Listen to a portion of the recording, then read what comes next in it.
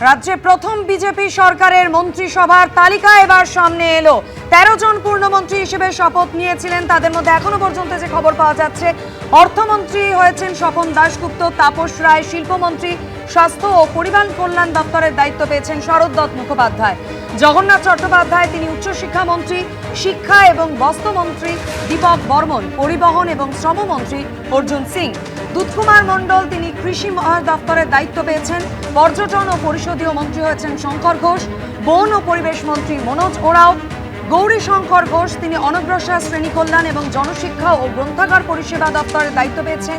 অন্যদিকে তথ্য প্রযুক্তি মন্ত্রী করা হয়েছে কল্যাণ চক্রবর্তীকে, সেচ মন্ত্রী হয়েছেন অরূপ কুমার দাস এবং পূর্ত ও জনস্বাস্থ্য কারিগরি দপ্তরের দায়িত্ব আপনাদের জানিয়ে রাখবো দেওয়া হয়েছে অজয় কুমার পোদ্দারকে।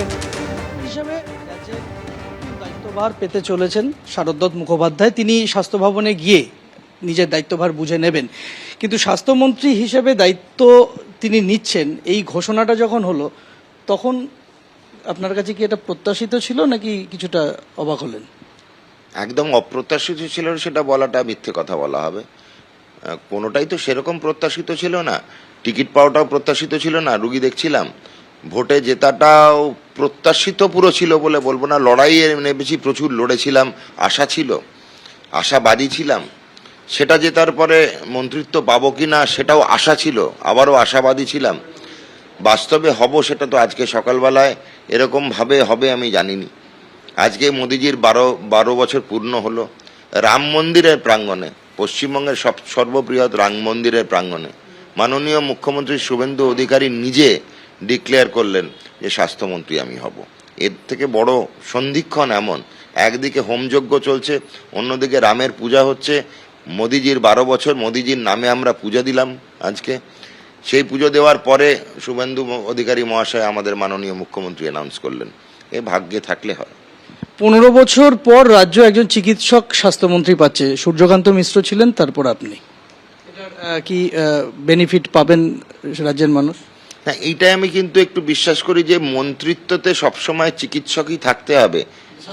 স্বাস্থ্যমন্ত্রীতে আমার মনে হয় না সেটা বাঞ্ছনীয়।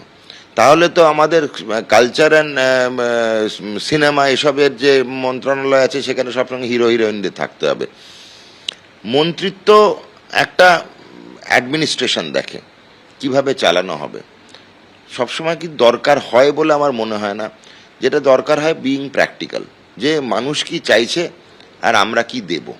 এই জিনিসটার জন্য কিন্তু পুঁথিগত বিদ্যার কিছুটা দরকার হলো, যে এটা বাঞ্ছনীয় সেটা কিন্তু নয়। চিকিৎসক সংগঠনের সদস্য হিসেবে যখন আন্দোলন করেছিলেন স্বাস্থ্য ভবনে তো গিয়েছিলেন, কি অভিজ্ঞতা ছিল সেই সময়? ওই বিরোধীর গন্ধ আমার গা থেকে যাচ্ছে না তো এখনো। আমি নিজেই সবসময় ভাবি এখনো বিরোধী দল, মানে নিজেই চিমটি করে বলতে আমি তো আর বিরোধী নই, এখন শাসক দল। আমার সবসময় একটা বিরোধিতা মনোভাব থেকে যায়।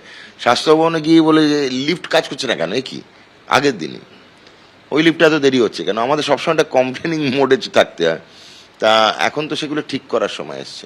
স্বাস্থ্য ভবন থেকে তো ঘাড় ধাক্কা খেতে হয়েছিল বহুবার, অগণিত ঘাট ধাক্কাই দিত। তো এই এখনকার সেক্রেটারি দিতেন, প্রিন্সিপাল সেক্রেটারি ওপর থেকে অর্ডার দিয়ে দিত। আবার কি নতুন কি কি ইস্যুতে গিয়েছিলেন? ও ইস্যুর শেষ নেই, কোন ইস্যুতে যায়নি।